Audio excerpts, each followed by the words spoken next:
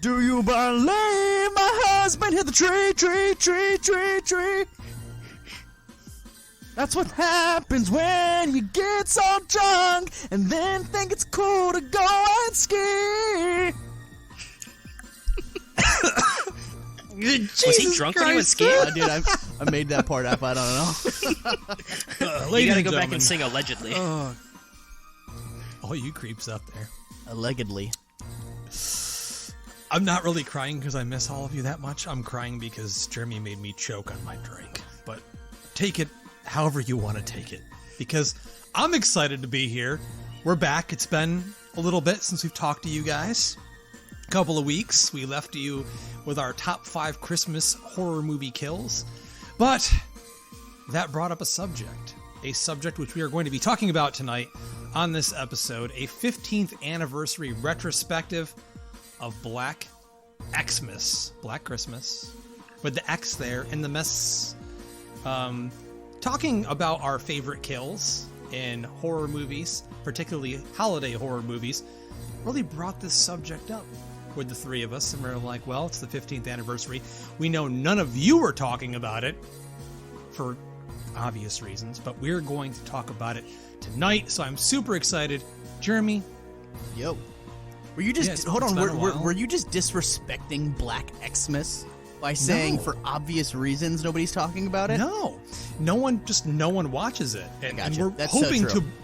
We're hoping to shine some really bright Christmas lights and give you some holiday cheer as we talk about it, because it's just not a movie. When you look at social media and you see people watching their holiday favorites, especially horror movies, this one does not come up. Never. Like, for Never. real.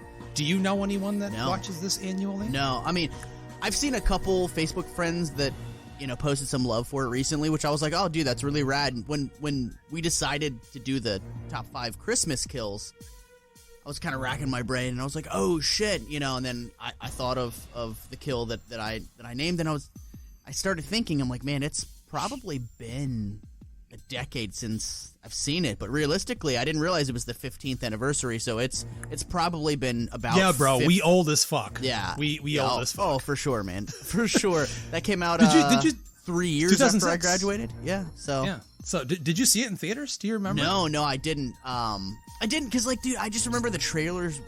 It didn't pull me into something that I was like, oh, I can't miss this in theaters. It didn't. It's it didn't the craziest thing. Yeah, it didn't look great to me, but I remember, as soon as it came out on DVD, I bought it, fucking Blockbuster, because it was they had a shit ton of copies, and they were like, oh, we don't need this many copies, so I probably bought it for $5 or $6, and I brought it home, and I was like, all right, cool, time to watch this, and I put it on, and I was blown away by it, man. Yeah, I mean, I think I mentioned it in our last episode that the reason I came to this movie after seeing so many people talking about it was after I saw the 2019 remake of Black Christmas, which I will not discuss in this episode. Would you consider that a remake, or just they took the time? I haven't seen it, so I legitimately don't know. Well, yes, they took the basic premise, very similar to this, updated it for modern times, and tried to tell a new story with it. If you want to hear me the most angry you've ever heard me on a microphone and the most upset, go listen to our old Black Christmas 2019 episode from many years ago. But it was after that movie when I told Loisos, dude, I need a palate cleanser. Do you want to come over and have some drinks and watch the 2006 version of Black Christmas, because he had never seen it, in which we did. And by the end of it, I looked at his eyes, and they were gleaming and shiny with his mouth wide open. And you could tell that it landed for him, and I was like, isn't that something? Wow. And I really realized it resonated with me how much fucking fun this movie is. And we could not do this alone. Once again, we are joined by our Brain Stew. Yeah, that's right. It's called Brain Stew. Our cohort here, Brady. Mr. Brady, welcome again. Thank you. Happy to be back. Braddock You don't sound so excited. You need to be more excited for Black Christmas. God damn it, boy. This is your first time watching the movie, is that correct? It was my first time watching it, and I don't want to give too much away, but it was a pretty positive experience. So I'm excited to get into the movie. Well, you just gave it away because you said it was positive. Give it away! So. Give it away! Give it away now! Wait now! Whatever. We got a couple things, There's some things. So, yes, this movie came out in 2006. Bob Clark, the originator of the original Black Christmas, produced it. It was the last thing he produced before he died the year after. And the film takes place several days before Christmas. And it's very similar to the original. It's a group of Alpha Kappa sorority sisters who are stalked and murdered in their house during a winter storm. It's a loose remake, if you will. It's not like a direct remake of the 1974 classic of the same name. But it was made in Canada. And it has a lot of the same ideas and themes. We got to jump into it right now here, though. Initial thoughts on the movie. Jeremy, it's been so long since you've seen it again. What was your takeaway on this? It was a breath of fresh air going back and watching this, because this is the second time I've ever seen it. I only saw it the one time, and wow. I loved it just as much the second time as I did the first time. This movie is so batshit bonkers crazy that I can't believe it exists, because there's so many insane things in this movie. It's like, okay, there's a scene where a mom fucks her son. Yup. There's a scene where a kid... There's a lot of rape in this. Dude, yeah, there's a scene... For better or for worse. There's a scene where a kid takes a guy takes a cookie cutter thing and he presses it into the back of his mother's back and makes flesh cookies out of, like, her skin, and, like, it's put in the oven, and then he eats it, and, like, it's like, okay, so, like, flesh cookies, mom fucks her son, like, dude, every kill almost has, like, straight up fucking gore central. Like, we're doing extreme close-ups, like, I want this to be bloody as fuck, vulgar as fuck, disgusting as fuck. I mean, it's just, the whole movie is like, dude, not only did this movie come out, and not only does it exist, but it went to theaters. Like, this savage It had a gore. premiere, Jeremy. It had a Hollywood premiere. Dude, it's so fucking crazy that literally I'm saying this, and it's the second time I've ever seen it, but I can't believe people don't talk about this movie more, because if you're a gore hound and you're a slasher fanatic, I think this movie's a fucking home run, man. Yeah. Brady, your first time sitting down. We know that you're the novice to a lot of different movies you've never seen. You might not even have known this movie existed. Your initial thoughts, your initial takeaway after watching it for the first ever time. Yeah, I knew it existed, but what I knew is of it because I was told that, you last year? Yeah. The year No, before? I was walking through, I think it was an FYI at the mall. FYE, bitch. And FYI? FYE who? Oh and for your information. I want some. I'm sorry. Really bad. What do you have? Anyways, I saw it there, and I was like, oh, maybe this is like the Black Christmas that Justin's been talking about, because I didn't see the 1974 classic until 2019, I believe. So, Googled it. Of course, you get everybody's really shitty reviews about it, how everybody hates on it, it doesn't compare to the classic, whatnot. So, I didn't watch it, didn't think I needed to. So, watched it for this episode, and yeah, I gotta agree with Jeremy here. It's just a fun, wild, bonkers ride, and, like, I know some people, or, I mean, I'm sure even us on here are gonna have some issues with it, as how it holds up to the original, but I think if you just look at it on its own, as its own film, it's just a crazy ride, and there's never a dull moment in it where I'm like, oh yeah, this kind of sucks. Like, it's all just fun. So yeah. I really enjoyed it. I gotta ask real quick. So, like, when the mom was like fucking the passed out like stepdad or whoever that guy was, drunk stepdad, and then like all of a sudden the mom with her like mom titties like goes up into the attic, like, and she like, you could tell what's going down. Like, what was going through your brain at that moment? Dude, while Christmas I forgot music, about that. While Christmas music is playing in the background. Fucking well. I was like, oh, all moms don't act like this? Does yours? No, my mom's Is got there her own anything set you of want to issues. talk about on this episode, Brady? Like, actually, feel I think free to let the hate flow, my friend. The scariest part of this movie was probably how realistic the mom's relationship was. So, Yeah. I don't. Do we want to go there? It is Christmas time after all. Merry Christmas. No, yeah. I mean, initial reactions to it, I was like, they're not going to show this. Like, they're not going to go this route. Oh, and then they did. Yeah. And I think that's one of the things that's definitely not in style right now. And obviously I'm going to be straight up about it. Well, I can laugh about it because the tone of the movie, let's make that clear.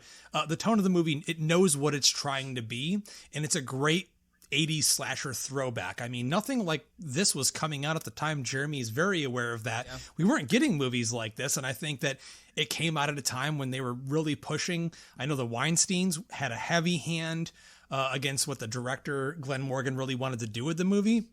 They wanted it gorier. They wanted it more brutal. They wanted it more of a throwback. I mean, these are the guys that made The Burning, after all. I mean, and a bunch of Halloween movies, a bunch of horror movies, the Scream movies. So yeah. It's like they meddled with it so much, and apparently this is not the movie the director wanted to make. But Glenn Morgan was good friends with Bob Clark, who directed the original, and he received Bob's blessing on the film, and Bob remained on set as executive producer. So if people want to complain about the movie, I mean, most of us, the majority of the horror community, consider the original Black Christmas like an iconic classic. It's an untouchable. It's the originator. It came out before Halloween. It's one of underrated. The things. It's one of the things that inspired Halloween. It is 100%. Oh, yeah. And I mean, we know it's, as Jeremy and I have talked about numerous times on this show, it was definitely inspired by Giallo films. But what it did was it brought that kind of horror into the mainstream, into North America, and inspired a lot of fucking people. But what I'm going to say is, if you're going to say this movie is shit, well, the legendary Bob Clark was on set of this a lot and seemed to approve a lot of the decisions that were made here. One of the greatest things about this movie, or the greatest thing about this movie to me, is just how much it oozes Christmas spirit, from the use of color, you know, the lighting, to the Christmas music that's interplayed into the background. And I love how so much of the film is lit by Christmas lights, and it's always snowing. I mean, we get so many modern Christmas movies that, you know, they throw everything in the kitchen sink in there, but it still doesn't feel like Christmas. And even though this doesn't take place on Christmas night, it feels like Christmas. I love the use of the Christmas music throughout. Like, it really drove home that Christmas feel. Yeah, 100%. I loved all the lighting, and I know that, you know, they had to go through some behind-the-scenes stuff to get that lighting perfect, but I loved all the reds and the deep greens, and you already said it, Giallo-esque, but it's just perfect for this movie because you are just surrounded by this sense of Christmas. Yeah, 100%. It's at the time, a lot of critics came out against this movie saying that it was like boring to look at, which shocks me because it's super stylized. I mean, everything from the camera work, the cinematography, everything is like, it feels like an 80s slasher on steroids to me. Dude, it honestly, with the look of it and the cinematography, it's so bonkers. It's so fast paced, you know, between like the extreme close ups. Like, dude, they made the mom in the movie so nasty because they really zoomed in on her. Like, when she was speaking to her kids or her husband, like, the camera was like super like close on her, and just everything that she said, it just intensified how nasty she was. And then, I mean, from the shots where, you know, Billy is crawling through like the walls and shit like that, like, and it's bouncing back and forth between the actors. I mean, this is, to me, this movie was like a comic book slasher film. Like, it seemed like it was like the combination of both, which I thought I never thought of it that way. But the more that you say that, I can kind of see that in perspective in like comic panels, because it's so hyper stylized and so over the top. Again, they knew what they were doing, I think, when they were making it, even if it wasn't a singular vision throughout between producer and director. But the movie turns out that way, where it is so over the top that it feels like a very violent, gory comic book. It is, yeah. I mean, and to drive that home even further, is there's literally a shot of Billy going through the walls, and then the camera pans up and it goes, you know, to one of the girls that are in their rooms, and it's almost like you went from panel to panel of a comic book with that camera work. Yeah, and I love it. It's so fast paced. I mean, you don't have a moment to catch your breath in this film, which I loved. There was no, you know, we've all watched slasher films where there's that boring act in the film where it's like, okay, all right, got it. I understand that you have to give me dialogue, but I'm really fucking bored right now. And I feel like this movie didn't have that, which is it cuts out the fat. I mean, the movie opens with a nice sip of wine. you can't say ho ho fucking ho without some booze. And I love that the fact that one of the first shots of one of the first characters we see, she's boozing it. And we see there's an intruder hiding under the bed, and bang, within like the first 3 minutes of the movie, it's a new version of the suffocation kill, so iconic in the original, but now we got a pen included for free. And then it hits credit, like boom, the title of the movie pops up. It's like, you weren't seeing horror movies like that at this time that were so stylized and in your face. Everything was a lot more slow paced and nowhere near as fun and upbeat and poppy as this movie is. You know, there's nothing more disgusting to, for whatever reason, is a close-up shot on someone eating something in film or TV. And dude, this and the sound. Oh, dude. So, you know, after that first opening kill with the suffocation gag with the now pin to the head, we fast forward and now Billy is in an insane asylum. And so Clark Sanitarium, named after obviously Arkham named Asylum. after Bob Clark. Yeah, fuck yeah, dude. Again, perfect example, Brady. It's like a comic book, man. That place looked like Arkham Asylum, and it should have been like in a Batman movie, right? Dude, absolutely. Yeah. So they for Christmas dinner or whatever it is, they decide they're gonna feed Billy chicken because it's the closest thing that they can find to what Billy thinks tastes like his mom. And because it is chicken. Yeah. It tastes like chicken. Yeah. Because it is chicken. That guy looks creepy as fuck with his wonky ass lazy eyes. But we need to cast someone with lazy eyes. Yeah. Just go find a guy off the street. Can you imagine like responding to that casting call and be like, I found my calling in life. Yeah. My two lazy eyes. Dude, His lazy eyes really fucking paid off in this movie. The guy's agent is like,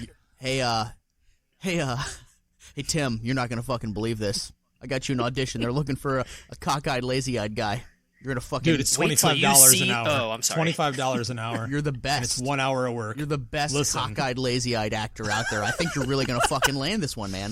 So, he gets a Christmas dinner. So Billy, you know, they open up the little slot for them to slide food into his, you know, insane asylum little cell. And it's a close-up of Billy immediately taking chicken with his hand and, like, shoving it in his mouth. And it's fucking disgusting.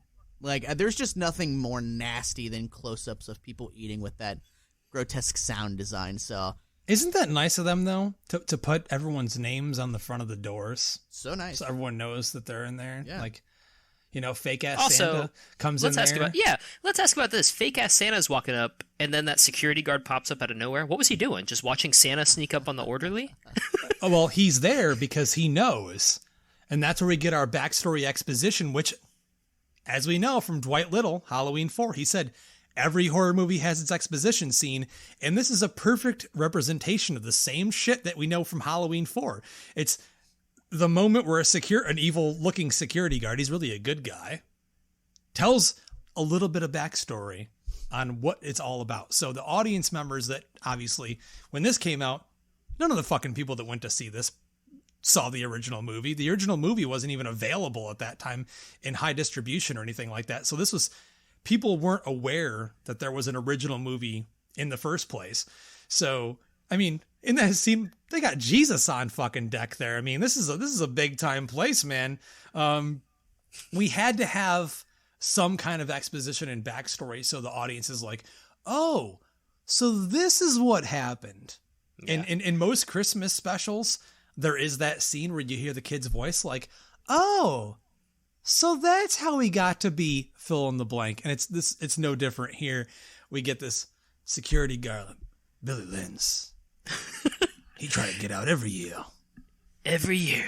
I mean, I think it was good exposition and it was fine. I don't know. Also, that scene tries to imply the possibility and knows and is aware of the killer Santa genre, which I love because there hadn't been one in so long. So when that Santa walks up, he's lit with dark shadow on his face. Yeah. You don't know if he's a killer or he's a bad guy. And then, of course... Well, that's what I thought it was going to be when I was first watching it. I was like, oh, okay, so they're going to set it up like Santa breaks Billy out. And... yeah, we find out he's just some schlub who wants to come and visit kids in the opposite wing. You tell me where the fuck they're going to house murderers in a separate wing in the same building to children. Are they saying that he's going to visit killer children? And I'm sorry, if I was like, I know you got to make money, but if I was a guy who dressed up as Santa Claus, I would not be going to a children's sanitarium. Well, you could obviously he's been there before and knows it's really an easy lay. He's obviously got something there that's going to happen for him. Yeah, he's just obviously he's just trying to get his dick wet. He wants to gnaw on a candy cane, get hammered. That's Christmas, bro. Also, let me tell you how much let me tell you how much COVID has messed up my life, because in that scene where the nurse takes the candy cane out of her mouth and puts it in his, I was like, ew. Dude, yeah, there's so many things like that now that it's like in movies and things that I'm like, nope, would not do that. Like people like grabbing each other's drinks, like, oh, let me try this. I'm like, don't like that, not anymore. Yeah, no, thank you. Yeah, so moving forward from that, we get introduced to our centerpiece of female characters, and I love that one of the first shots in the background. Did you guys see it? Tell me if you guys saw it. Did you see an Easter egg in there? You didn't, did you? I don't know what you're talking about. This isn't the scene with the lamp, is it? Oh, there you go. Yep. Yeah, the Bob Clark lamp. Yep, the Bob Clark, the leg lamp from Bob Clark's other Christmas classic, A Christmas Story, is in the background in the living room. It's not in focus or anything like that, but if you look at it from an angle, you can see it there. I didn't even notice that. That's awesome. Yeah. Dude, it's in there. Can we talk about the fact that this cast could not be any hotter? Like, holy shit. You have Mary Elizabeth Winstead. You've got Lacey Chabert from Mean Girls and Party of Five. You've got Katie Cassidy. You've got Michelle Trachtenberg. Like, dude, all of these chicks, smoke shows. Absolute smoke shows. You know what's funny? I agree with you. This movie could never happen now. They would never allow so many attractive women to be in a group. They would have to have a befugly one. It'd have to be way more diverse. And I have no problem with that. I'm saying the truth of the matter is, like, when the movie came out, obviously it's an all-white cast. It's all white people. Yeah. So this movie would definitely not be made now. Some inclusion in the movie. Kurt Russell's stepson? Yeah, stepson. There you go. That's in the movie. Oh, really? Yeah, dude. Mary Elizabeth Winstead was cast in the movie. It's a hilarious story. She was like in an airport at 4 a.m. just after finishing Final Destination 3. And she wasn't wanting to really do anything horror after that. But when she got approached by the director, Glenn Morgan, she agreed to the role just because she was such a huge fan of the original movie. So I guess I was wrong earlier in saying that no one at this point had seen the original. But I mean, obviously, if you're involved in film, you might feel differently, but you are correct. And it was like, and this is a thing, I'll probably get some heat, but I don't give a fuck. I've never given a fuck on this show. After I saw the Black Christmas remake in 2019, I was like, I came home and watched it. I was like, man, cool. Some hot girls for once. and whatever, I'm going to get heat for that and beat me up or whatever. But they went out of their way in that movie to try to, and I get it, man. I mean, dude, the casting director was like, I want no fucking uglies on set, bro. Nah, it's like, her, and her. Dude, now that chick has a butterface. About it, definitely not her. The funniest thing about it Get is her out of here. There's the scene when what walks down the stairs is supposed to be like a generic nerdy girl, but today with that style would be the hottest shit on the block. That Eve character, dude. Oh, she'd be hot today. Yeah. She's playing an ugly duckling. The funniest thing in the world is she was an actual real fucking model at the time, who they made up to look like that. So looks can be deceiving. They also made her look fucking 7 feet tall with the camera shots that they used for her. Like, dude, all the camera shots for her was like the camera like panning upwards at her, making her look larger than life. Because like obviously they were trying to like maybe convince you that it's a red herring. Red herring, yeah. Which she had red hair as well, so double red herring. There it is. But look at that on the nose. They made made her fucking nose red, Rudolph. They made her look 7 feet tall. It's like, dude, how fucking tall is this chick? But you said she's a model. I mean, this movie could have been a Rudolph origin film. God damn it. The kid that couldn't, Missed the kid he's different. He's yellow or orange or whatever the fuck he is. Very interesting, creative choice to have him fucking orange or whatever the fuck he looked like Yellow Bastard from Sin City. He did, yeah. It's like, okay, not sure why they did that. I'm like, that motherfucker looked like he got mustard all over his face and his hand. You know when you get mustard on your hands and you can't get that shit off for a little while? He's got to wipe it all over your. Just honey, wipe it on your face. Yeah, no one will it's like he had some mustard on him, and instead of like trying to wipe it off, he just rubbed it in. There's one thing I wanted to bring up to Brady because he's a history buff, right? Yeah, sure. There's one scene that occurs when all the girls are kind of hanging around, they're drinking wine, and doing hot girl shit. Yeah, doing hot girl shit, right? Drinking some fucking wine, hanging out in their their makeup is to the tens, like they're perfect. I'm like, where are you going, girl? You going somewhere? Nowhere. You know, you got those push-up bras on. Like, are you just sitting around with that outfit on? But this, I gotta say, even Miss Mac was pretty hot. Oh, well, dude, for sure. And you know, it's like, well, listen. Anyways, we're all guys here. This is why we need girls on the show too, so they can slap us. I mean, Oliver Hudson's a pretty hot dude too. Yeah, so that's the one, Brady. That's Kurt Russell's. That's Kurt Russell's stepson. Yeah, dude, Kate Hudson, Oliver Hudson, they're brother and sister. Oh, did you ever know that? A little fun factoid. What the fuck does Brady know? He don't. I don't know. We're teaching him. We're teaching him. That's right. But what I loved was that we have a character that actually brings up the pagan history of the Winter Festival that the Christians through hundreds of years turned into a religious holiday now that we know as Christmas. But me being like a history buff with holidays, we know that it was actually like even a darker holiday than Halloween. And it just turned into something that, you know, the religious sector over so much time tried to blend into being. They took their thing and slapped it on top of it and then forced it in front of people. Yeah.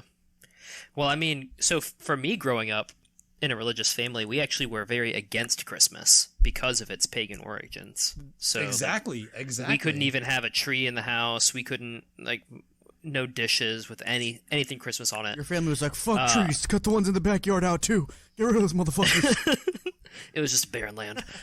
So I mean, I didn't really start celebrating Christmas. I mean, we were a blended family, so, you know, we had one side of the family celebrating Christmas, but it was like very awkward because my dad was clearly against it, and my grandfather would just sit there and be like, all right, well, we're going to do this anyways.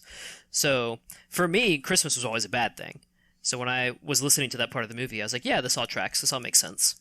Yeah, it's just really interesting to me, like, knowing the history of the holiday and being so interested and really trying to delve deep into that, to find that kind of smart dialogue in this movie in an otherwise schlock fest. I mean, let's be clear here. This movie is as schlocky as they come. And that's why I think when it comes to some of the more serious aspects, you know, when it comes to like the really pervy stuff, it's easier to watch and push it aside because the tone of the movie. Does that make sense? Do you guys? Oh, for sure. Oh yeah, I was gonna say, like, I really liked the dialogue in this movie because I think it matches the fast pace of the rest of the movie, and it's all like sniping comments, and they're all kind of bitchy to each other, and I think it's just fun. And I think that that's what they were going for in this movie. It's like these are just sorority girls being sorority girls with each other, and they're like, all right, you know, even in the midst of these killings going on, like, they're still going to be having these attitudes with each other and calling each other out. So did you guys feel the stress when obviously Oliver Hudson had banged the one sorority chick, and then he was dating one of the other sorority chicks, and then like on the computer was like a still frame of like Oliver Hudson, and you know he just he snuck in the house just to try to get rid of it. Yeah. I also want to say that as my first time through, while I do love the cast, at first they all blended together for me. So it was hard for me to keep up with who was who. Yeah. And so when scene pops Brady, up where one of them is a brunette, one of them's a blonde, one of them there's two blondes. Megan and Kelly were blondes. Yeah, but one's blonder than the other one. It doesn't show up when it's black and white. Do you have eyeballs? No.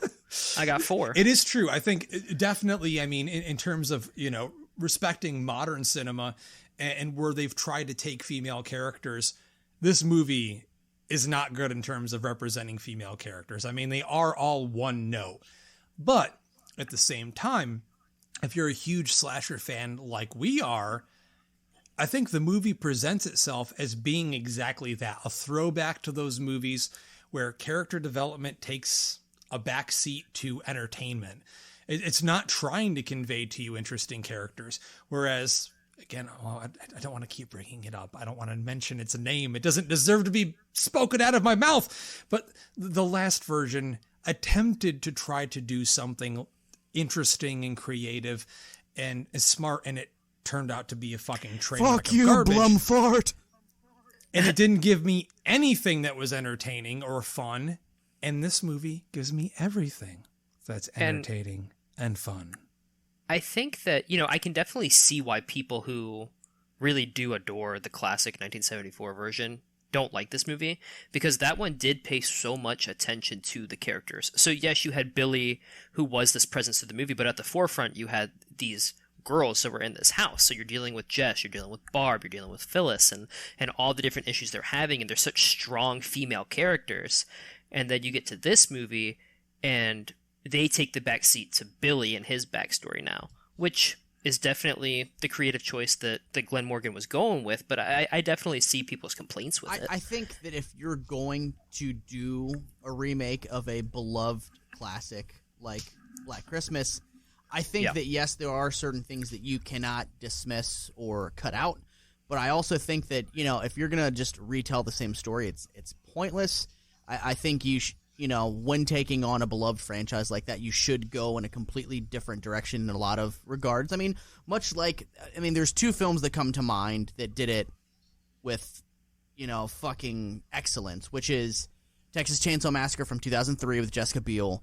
I feel like, they didn't just try to remake the original Texas Chainsaw Massacre. They told a new story that had to deal with Leatherface and his family of fucking cannibals and shit like that. And then you have The Hills Have Eyes that came out the year before this one. I think it was 2005, right, Justin? The Hills Have Eyes? That's when I saw it in theaters, and I thought that remake was fantastic. Fucking amazing. And, those two films took beloved classics and did something new with them while still honoring certain aspects, and that's what this film did. I feel like if they would have just tried to do a straight-up remake and retelling of the original classic with this one, it's like, well, I'll just watch the original. So I love the batshit bonkers direction that this one went in.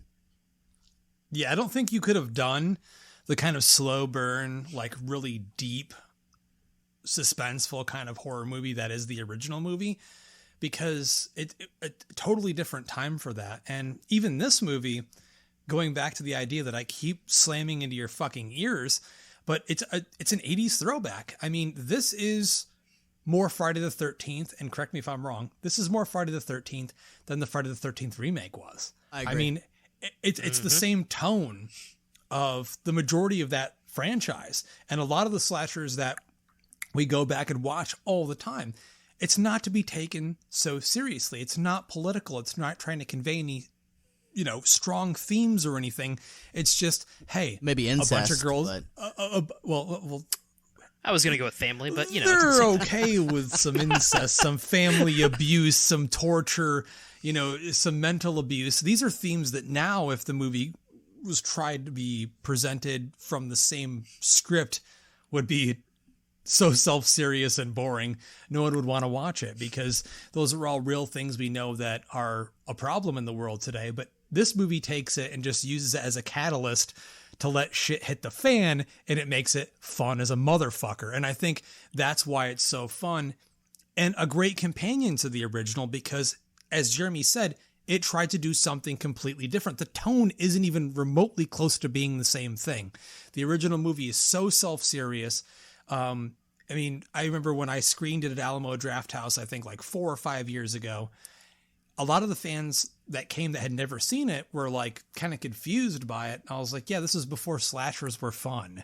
It's not a giallo. It's inspired by it. I mean, it's mean-spirited and it's slow and it builds. This movie just hits you right from the first fucking frame and just pushes forward till the end. And the end shot, it's fucking epic. Yeah. It's like Jeremy said, it's a comic book movie of horror movies, because every 5 minutes we get exactly what we want: brutality and insanity. I mean, I'm glad that you mentioned that the original was mean-spirited as well, but this one is specifically mean-spirited. Like, I mean, the fact that there is those intense close-up on all the gore action. You've got fingers going into eyes, digging eyeballs out of skulls. You've got unicorn statues going through the head. You've got icicles to the head. I mean, dude, the kills in this movie are so mean-spirited. It's such a lovely slasher film. And so over the top. The sound effects used, I had my surround sound up all the fucking way while Danielle was trying to work during this. Now, I will let this cat out of the bag. She loves this movie. She was working in 2019 when me and Brian came over after we had to witness the travesty that I've already mentioned, and I will not mention again, I promise. Yes, you will. Try not to. Yes, you will. And we got home and she was working and she's like, what are you guys doing? And we're like, we're going to get drunk and watch a better movie. And she's like, okay. And she sat and watched it for the first time instead of working. And she was like, that's amazing. And from like an outsider perspective to hear that, it's like, you know, she enjoys it. And it's crazy because I'm like, I know through a lot of mainstream eyes, if we recommend this to a lot of different people, there's going to be those people that are probably going to be angry, like, how insensitive of you. And you know what we're going to do, Jeremy? We're going to blame the young one and say it's his fault. I'll blame it on the movies, you know? Now, don't you go blaming the movies. Movies didn't create the psychos. Movies made the psychos more creative. Very, very much so. I mean, I wish I could go out and stab an asshole in the fucking head with a candy cane.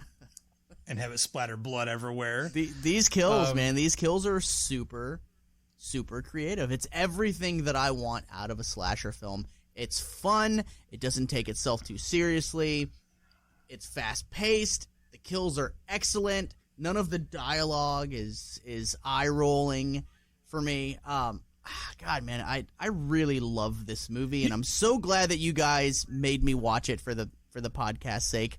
Because it's so fucking great, and I will never let time go by like that again without watching this. That's fantastic to hear, because I was thinking, like, when I brought it up during our last episode, I was like, well, Jeremy's got to have something to say about this one. I know for a fact there's no way in hell that Jeremy doesn't own this movie. And he's like, yeah, I have. I watched it once. It was like fucking 15 years ago. And it's like, what? I get it, though. There's a lot of movies to watch. It's just, for me, I'm different around the holiday season. Like, I need to feel that feel. And this movie, as gruesome as it is, as over the top as it is, it feels so much like Christmas to me. Is there anything grosser than a close-up shot of someone eating meat that's been dipped in milk and the milk is running down their face? Is there anything grosser than that? Because I can't fucking think of it. Yeah, that was really bad. Because I was like, well, maybe the cookies will actually look kind of good, but no. It was just slabs of flesh. And you Brady, you're a big fan of cannibalism. I do my research, and I don't want to say I dabble in cannibalism, but we created our friendship out of cannibalism. Oh my god! Yeah, Justin and I forged our bond when Jeremy was snoring in the back seat. Yeah, we went on a road trip together. Brady and Justin had just met each other. I was exhausted because I had worked like super early that day, so I was like, "Hey, can somebody else take over driving? Because I gotta unwind for a second." So I go in the back seat, and apparently I started snoring. But in between my snoring, all I heard was, well, I mean, like, if you had to eat human flesh, and then I heard, well, like, cannibalism, blah, blah, blah, and I was like, in my unconscious state, I was like, are these motherfuckers talking about cannibalism? And then literally an hour later, as I'm coming to, you guys were still fucking talking about cannibalism, so I'm like, all right, well, I think Brady wants to eat people. So we talked about that If Brady ever does eat a person, like, this podcast will be referenced, and they'll be like, and on the Black Xmas episode, it was disclosed that Brady Cloven had a fascination with cannibalism. Here's the thing. Can you imagine? I don't have. I was sober during that conversation. Probably sober-ish. No, he was 100%. Driving. He was sober. All right, I believe you. Here's the thing. I don't want to, like, I would never go kill somebody and eat them, or eat them without their permission, and that's what I think we're getting caught up. Hold on. Okay, hold up. So if somebody was like, Brady, right now, I give you permission. I'm gonna, you know what? I'm gonna chop off a chunk of my kneecap, the skin on my knee, like, and I'm gonna fry it up. Well, would you eat it? that sounds like it'd be probably like some of the toughest meat on your body, so probably not. But so which part of somebody's body would you eat right now? I slice a piece of my ass off, baby. I would probably go. I'd go with the ass. Definitely Justin's. So you're an ass man. I put some soy sauce on it. I would probably go like inner thigh or bicep. But here's the thing: if Justin were to die, God forbid, and say in his will, be like, I want to donate, 3 of my fingers for Brady's breakfast. You want a finger? I'd eat him. That's not a lot of meat, yeah, bro. it's like little sausages. There's like nothing on there. Not a lot of meat. I don't want a whole meal out of it. It's not like I'm Hannibal Lecter. And they say the consistency is like veal, and it's almost like if you were to, it's like tofu. God damn it! I learned you, boy. Justin's fingers. I learned you. It's tough. It's tough. So just to clarify, you've done a lot of research, Brady. I've done a fair amount. A fair share. I mean, it's very interesting. I mean, I don't think I know any more or any less than the average American about cannibalism. I've said this on numerous occasions. When I die, if I'm still young and like meaty and stuff, I either want to be thrown to crocodiles or alligators or a great white shark. Or if my friends want to eat me, okay, real, thank you. I was gonna say, I just take a slab, and I'm dead serious. Cut Justin into pieces. This is Brady's fantasy.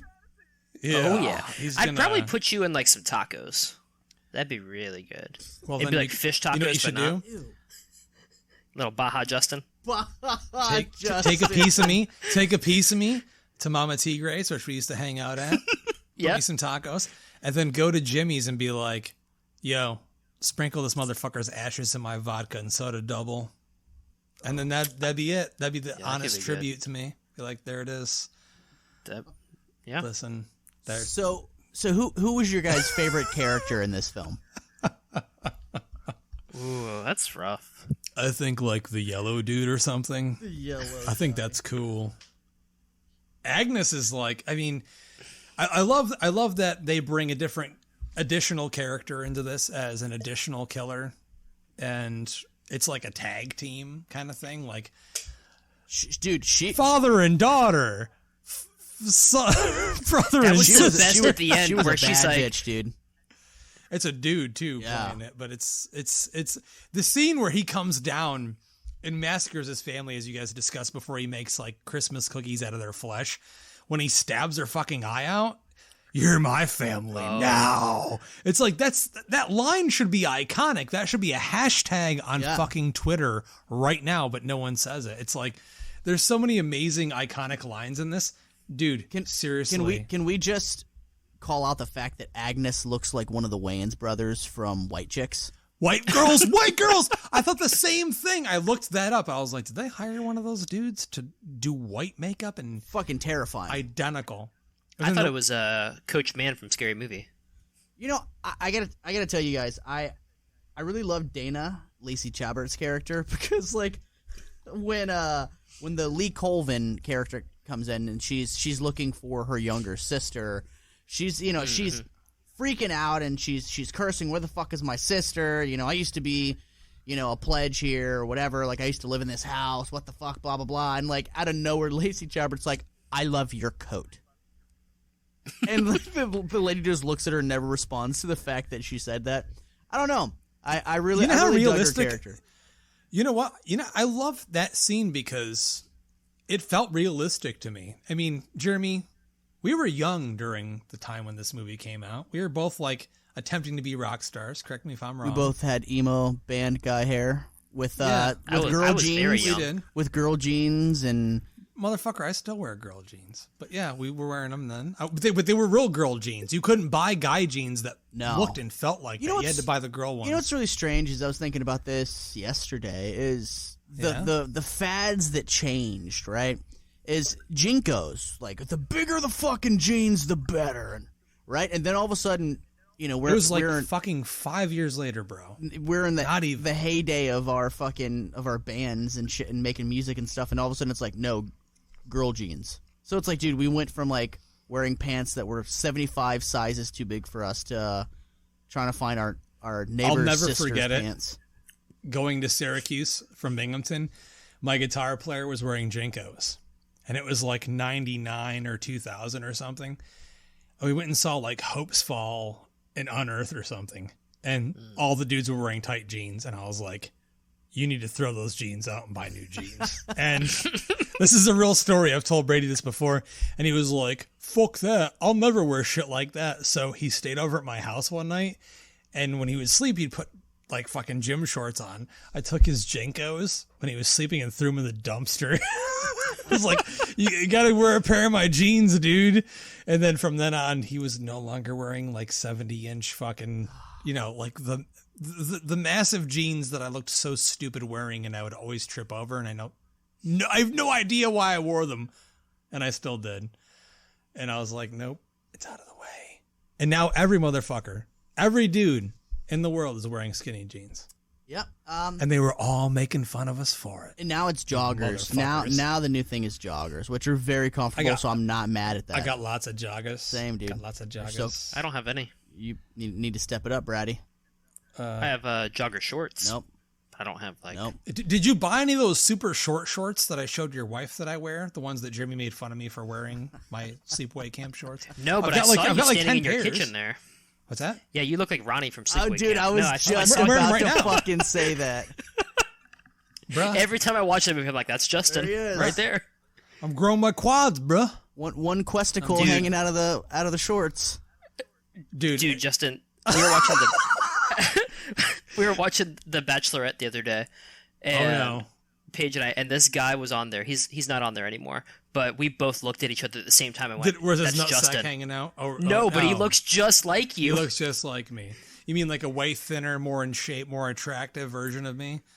Cool. Thanks, man. I appreciate that. I mean, we don't gotta go there. I just meant, I'll never forget, me wearing these shorts hammered and walking over to Ned Devine's, I think last spring or something. And some guy was in the bathroom, and he looked at me, he's like, oh, you must get laid a lot. And I was like, I have in the past. And I nodded at him. He's like, it's just too bad you don't have nothing down there. And I was like, and I looked down, I was like, is my shit hanging out? Because I was wearing these short shorts. And then after that, I went back to the bar and sat there, and across from me was that dude looking at me winking and shit. Dude, so he was looking at your shorts, dude. I was like, dude, it's kind of chilly in here. The AC's on and everything. I might have it tucked. It's possibly tucked. I don't want it to fall out or anything. Oh my god. You went Buffalo Bill style, huh? I never wear anything under these. Are you serious? God damn it. Well, anyone that listens to this show is going to know that I'm going to talk about genitalia. Anyways. All right, Jeremy, going back to your question anyways. I got to say my favorite character is Lauren, because in the original, my favorite character was Barb.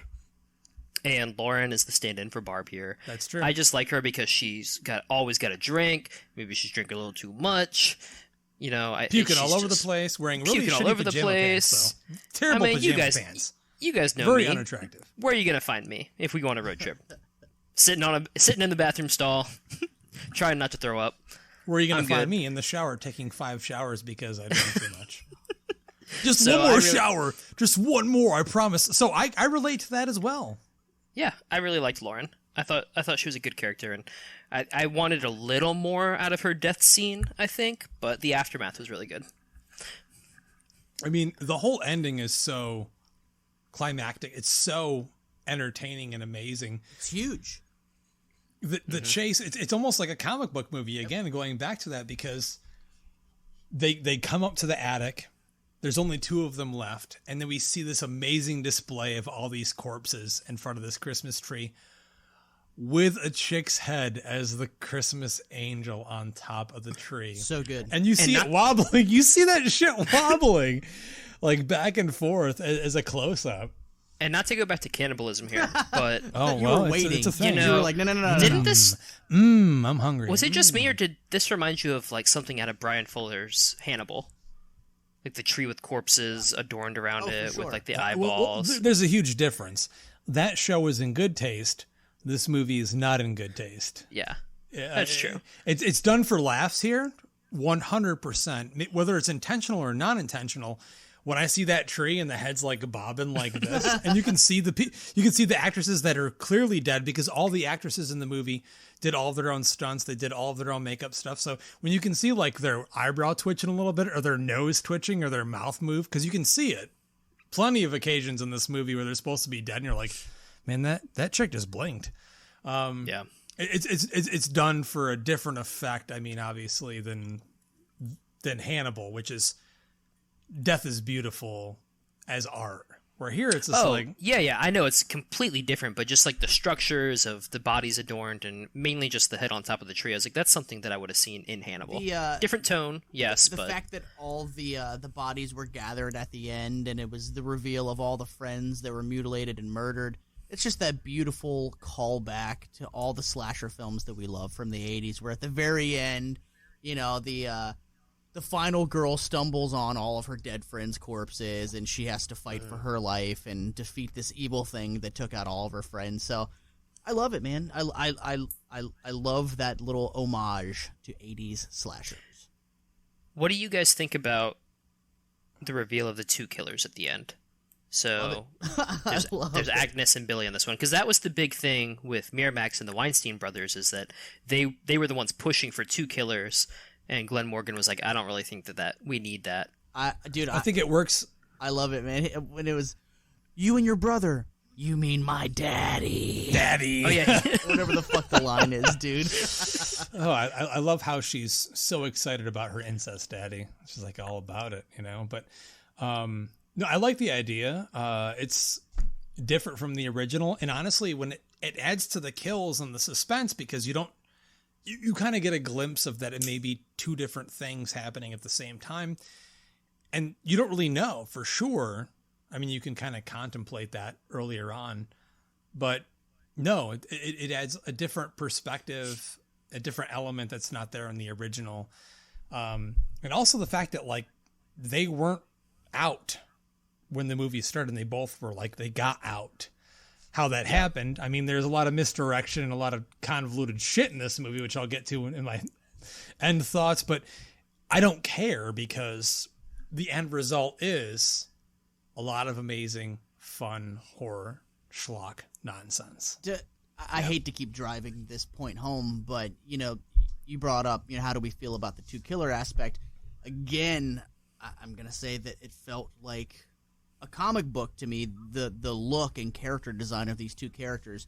You have the thinner, smaller Billy character, right? And he's got the yellow skin, which is like a very distinctive, you know, look. And then you've got this big, swole, buff-looking, taller sister that, like, was chiseled and looked like a man. Motherfucker is jacked as a motherfucker. Dude, fucking huge. Yep. So you've got this big, burly woman that's just, like, very, you know, distinct looking, and then you've got this smaller, thinner, yellow guy. They both have their own character designs, and they both look like they could be villains, like in a Batman comic book.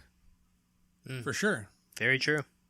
Yeah. I love it. I mean, I think the ending is good. It's fine. I would have preferred, as we wrap this review up, that it would have ended in the house. I really don't care for the fact that, like, there's this huge fire effect. They're left in the walls. And then, like, 2 seconds later, they're in a hospital. And, you know, it's like, I get that it's so unrealistic, but did they, is it not a thing where they're not going to check their pulse? Dude, horror films do that shit all the time. It's just like, as far as, like, changing the setting for the final scene of the movie to a hospital. Like, dude, Scream 4 did it. I'm with you. I don't need it. It's like, dude, you could have ended them. Friday the 13th, part 3 into the final chapter, they do the same thing. Yep. You know, he got them. She finally got him. They zip him up. They take him out. Like, do they not check his fucking pulse? Yeah. Or is he really just dead for like 10 minutes and he wakes up? He's like, oh, motherfucker, I ain't done yet. It's just like, then they just come out. And I think that the ending is a little bit weak on the movie. I think, like, the end shot is some of the best shit we've ever seen in a slasher movie, for sure.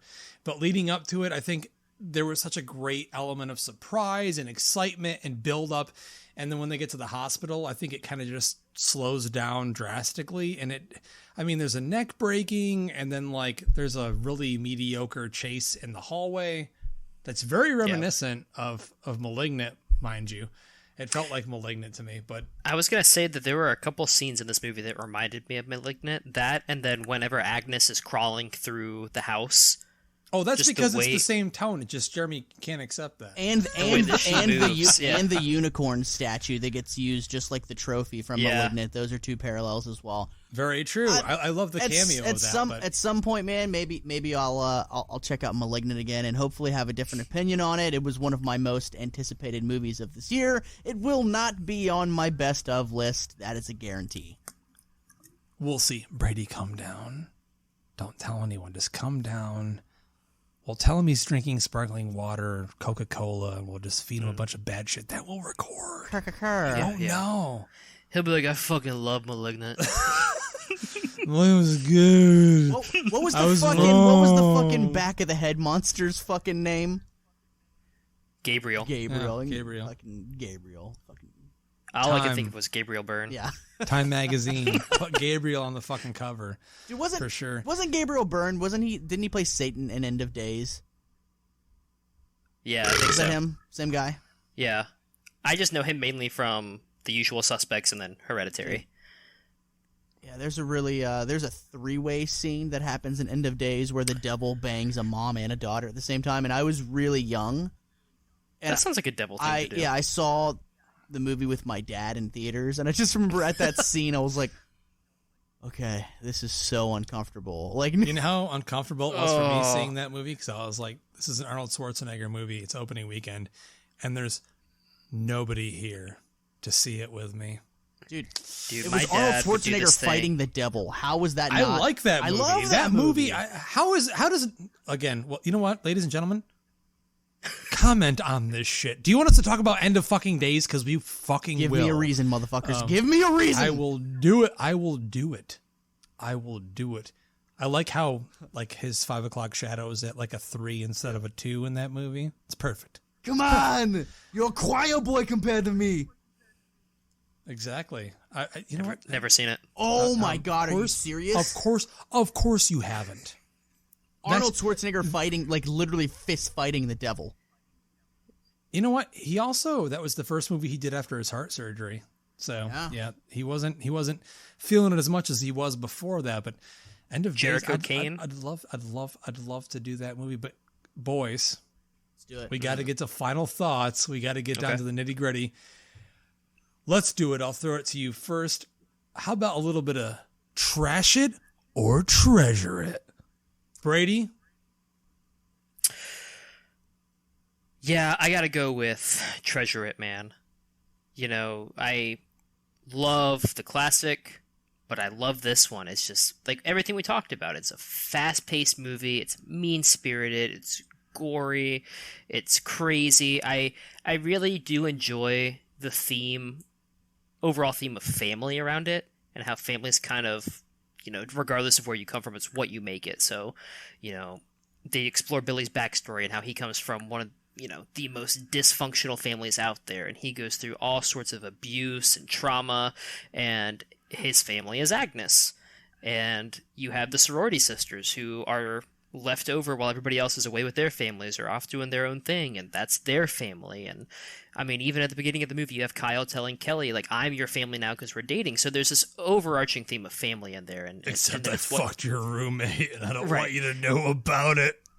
And it's what you make it. And I think that ties into the Christmas time holiday spirit too. So for me and my wife, you know, Christmases weren't big for me. So my Christmas now is about spending it with friends who are really important to me. So we're coming down to Virginia. We're going to see both of you. We're going to see our friends Randy and Megan. Like it's about, that's what it is for us. And so I really think that the movie hit on that theme very well. And I think it's firing on all cylinders.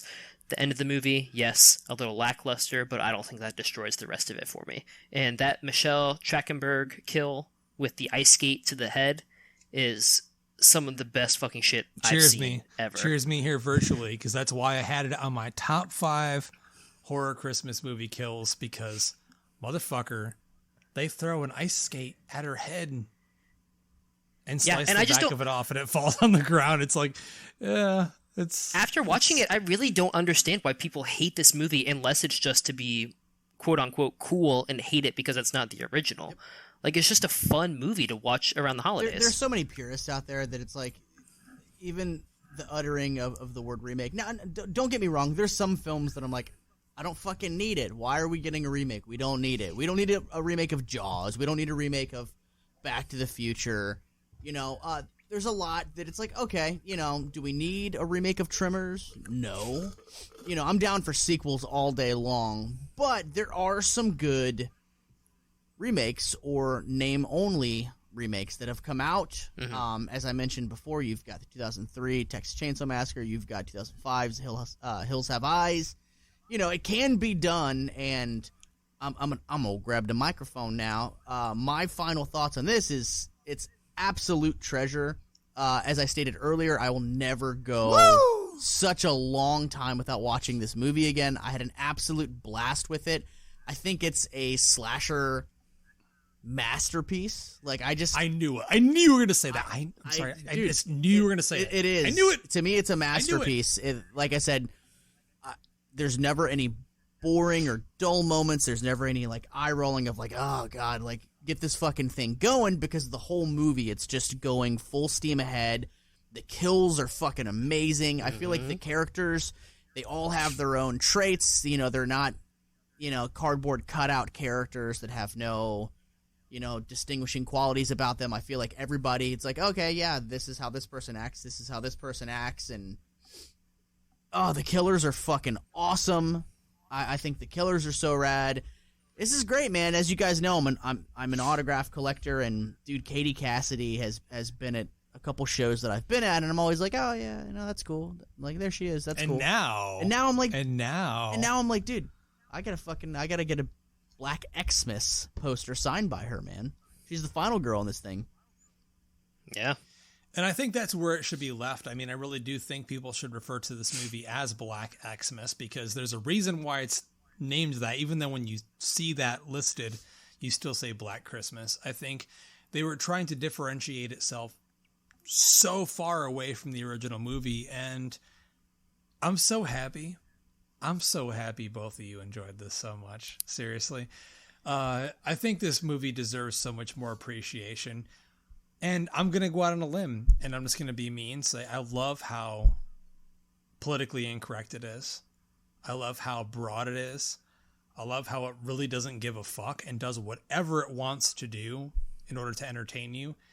And I think it's extremely stylized, beautiful to look at, so much fun. It feels like I'm throwing in an 80s slasher. And also, the girls in it, from my perspective during that time frame when I was hanging out with girls in 2006, they act like the girls I was hanging out with. So it's not so super unrealistic or anything like that. And I mean, the last shot of the movie is our main villain falling off a staircase, and he is spiked through the top of a Christmas tree, and you see the silhouette of his dead body lit on the ceiling by flickering Christmas lights. Nothing says Christmas spirit to me more than that. So 100% a treasure it for me. I love this movie and how unapologetic it is. I think we need more movies like this. I mean, the movie comes out and there's dialogue that says, "Fuck you, Santa Claus." More movies need to say that. You know, we just need to come out and say it. We need to be open about this. That it's just something we want to say. We got to say it. So there it is for me. Any final thoughts from the two of you? If for some reason you're listening to this and you have never seen this movie, you need to watch it immediately. It is a fucking great time. And honestly, dude, I might watch this again before Christmas. That's how much fun I had with it. It's not available on Blu-ray right now. It's on Tubi. It's on Tubi for free right now.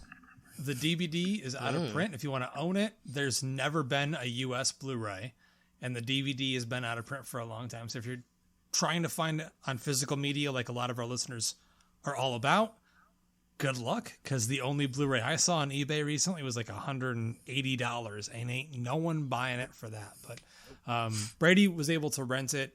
The unrated cut, which is the cut that I watched, is available on Vudu for rent for $2.99, and you can buy it for $9.99 in full 1080p glory. So you can basically buy the Blu-ray unrated.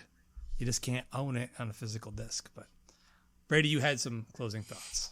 I was just going to echo what Jeremy said and say that, yeah, if you haven't seen this movie, do yourself a favor and just go watch it. Like, if you're a fan of Christmas slashers or just holiday slashers in general, like, you have to watch this one. It has to be on your list. It's a lean, mean, hour and a half? It's an hour and a half. Unless you're watching the unrated version, which is like an extra 10 minutes. Like, well, and hour it wastes 32 no time. if you watch the uncut version, yeah. And I didn't feel as if I was watching a long movie. It just gets straight to the point. It gives you what you want. Gives you the blood, the guts, the cussing, everything. So definitely a gem. A slasher gem. Yeah, 100%. So this is a present to you, to our listeners. We love you so much. Thank you so much for listening. We hope you enjoyed this episode on this Black Xmas retrospective 15th anniversary. Jeremy, how does it feel to be so fucking old, bro? Oh man, it's like, I'm approaching my 20th high school reunion. Like, that'll be in 2020. Me too, bro. 2023. So I've got a little bit of time, but not much, dude. Yeah, we're old, man, because I remember when this came out, and it doesn't feel like that much time has passed, but that's what happens when you get old like us, and we look at younger people like Brady, and we're like, hey, you gotta be careful. Time goes by real fast. Next thing not you only know, do we it'll say be that, 15 years from now, you gotta cherish but also, it. I feel bad for him that he's not getting movies like Black Xmas in the theater right now to be able to see. I regret not seeing this in theaters. Same. So we're the reason. crazy. We're the reasons that a Black Xmas 2 never came out, because nobody went and saw this motherfucker. Motherfucker, I'll be like 85 years old if I lived that long. Go watch Black Xmas. Make sure you watch that one on top of the original and Silent Night, Deadly Night. Flesh cookies. Brady likes that. He's a cannibal. And make sure it's flesh flavored, or he ain't gonna eat it. Maybe even tip of the dick flavored. We'll see. But ladies and gentlemen, thanks again for listening. Jeremy, if they want to show us some love, they want to say what they thought about this episode, they want to tell us that we suck, they loved us, they want to, get on top of Brady's back and ride him like an ape, where can they tell him all about it? Yeah, so they should go onto iTunes and leave us a review. Tell us what you think about the show. Tell us what you want us to cover. Is there an obscure movie that you're like, hey, I'd like these fuckwads to talk about this and review that?